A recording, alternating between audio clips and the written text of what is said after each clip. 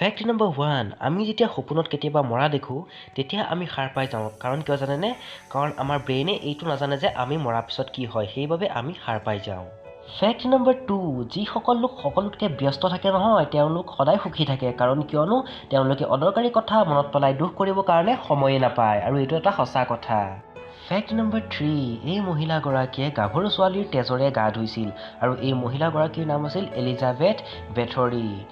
আৰু এওঁক পৃথিৱীৰ আটাইতকৈ ডেঞ্জাৰ চিৰিয়েল কিলাৰ বুলি মানা হৈছিল কাৰণ কিয়নো এওঁ নিজৰ দাঁতেৰে ছোৱালীবিলাকৰ তেজ উলিয়াইছিল আৰু একগোট কৰি পেলাই গা ধুইছিল ফেক্ট নম্বৰ 4 আৰ্মাডিলো নামৰ এটা জন্তু আছে যাৰ ছালখন বুলেট প্ৰুফ তাক গুলিয়ালেও একো নহয় তাৰ ছালখন ইমানেই ডাঠ যে তাক যদি আপুনি গুলিওৱা যায় তেন্তে গুলি উফৰি আহি আপোনাৰ গাত লাগিব পৰা সম্ভাৱনা আছে ফেক্ট নম্বৰ 5 এইটো এটা বহুত গুৰুত্বপূৰ্ণ ফেক্ট হয় আপুনি জানেনে বাৰু মানুহৰ নিজৰ বুলিবলৈ কি থাকে জন্ম বেলেগেই দিয়ে নামো বেলেগেই দিয়ে শিক্ষাও বেলেগেই দিয়ে যোগানো বেলেগেই ধৰে সন্মানো বেলেগেই কৰে আৰু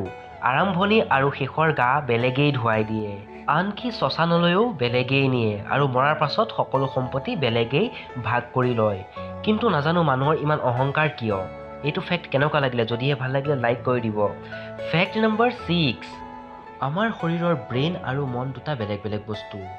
আজিলৈকে কোনো বৈজ্ঞানিকে এই কথাটো উলিয়াব নোৱাৰিলে যে আমাৰ মন ব্ৰেইনৰ কোনটো ভাগত আছে ফেক্ট নম্বৰ 7 আলাস্কাৰ টাউন বেৰো নামৰ এখন ঠাইত 67 দিনলৈকে সূৰ্য উদয় হোৱা নাছিল আচলতে 18 নৱেম্বৰ তাৰিখে সন্ধিয়া সূৰ্য অস্ত হৈছিল কিন্তু তাৰ পাছদিনাখনৰ পৰা সূৰ্য উদয় হোৱা নাছিল আৰু পুৰা 67 দিন ধৰি সেই চহৰখন আন্ধাৰ হৈ আছিল আশা কৰোঁ ফেক্ট কেইটা জানিব পাই ভাল লাগিলে আৰু যদিহে ভাল লাগিলে ভিডিঅ'টো লাইক কৰিব একেবাৰে নাপাহৰিব আৰু যদিহে মোৰ চেনেলটো নতুন তেনেহ'লে ছাবস্ক্ৰাইব কৰিব একেবাৰে নাপাহৰিব থেংকছ ফৰ ৱাচিং